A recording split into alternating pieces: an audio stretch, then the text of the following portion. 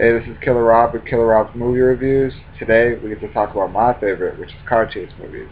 Everybody does the top 10. I'm doing the top 11. Um, I just couldn't kick any off. Uh, so let's start it with my number 11 choice, The Fast and the Furious, which a lot of people are saying there's a lot of older movies that are better and all that. But you know what? It did start a whole generation. It is a great movie. Good scenes, good driving, motorcycles going by. But Fast and Furious, I'll give it, in my world, a 3 out of 5 stars. But that's just me. Um, Number 10 is Transporter, the first one, before Audi got to him. It was the least cheesy out of all of them. It had the best storyline, and it was actually pretty entertaining. I liked it. Thought it was good.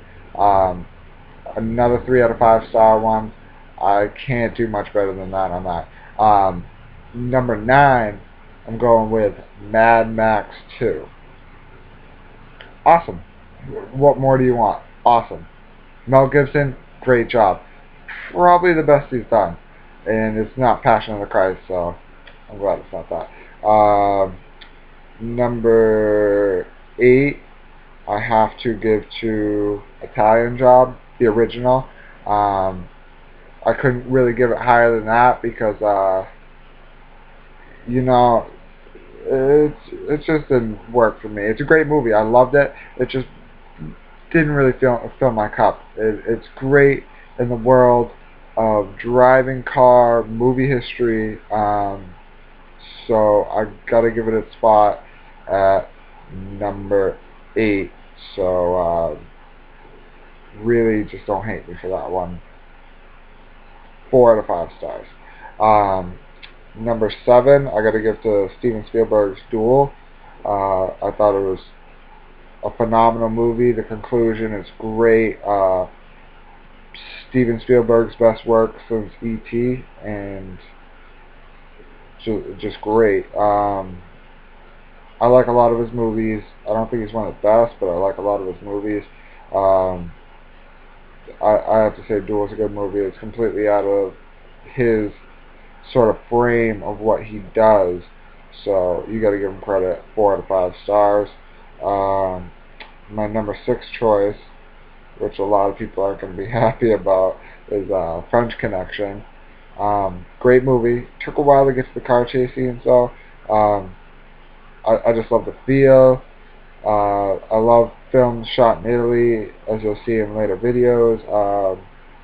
I think it's great. 4 out of 5 stars. My number 5 choice is Bullet. Yep, number 5. Really didn't like it. Should have been driving the Charger. Should have been driving the Charger. The Mustang wasn't even that nice. Great car. 350 GT. Great car. But it's not my choice. Love the color though. Steve McQueen green's a good color. But it's just not for me. I give it though 4 out of 5 stars. And which leads us to my number 4. One of my personal favorites. Seen them live at Universal Studios once. The Blues Brothers. Great movie. The chase in it, wonderful. They're going through the mall. They're sliding around. It's so cool. Actually, I was at the mall a few years ago. That mall is closed now, and someone that I was going urban exploring with took his old police car and started driving through the mall like the Blues Brothers. Got permission, of course, but it was just funny. I love the Blues Brothers. I think it's one of the best movies ever made, period. And I mean, it's just hilarious. My number 3 is Ronin. I have an Audi S8 myself, so it's kind of like one of those things that you just love. Got me into the car. A friend of my parents showed it to me. Probably when I was 13, I want to say. I fell in love with it. Fell in love with the car. British Racing Green Audi S8 2001. Oh my god, thing's a rocket ship. Um, Chase scenes against Mercedes-Benz. The choice of vehicles is spectacular.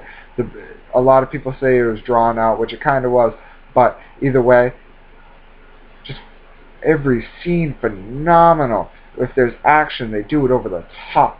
The shootouts in the beginning, something that I still to this day think is hilarious is the man in the back seat who asks him to stop at the beginning of the movie and throws up outside of the car. That was actually real. The driver was a test driver for Audi at the time, and when he did that, it was hilarious. The G-forces in that car were ridiculous.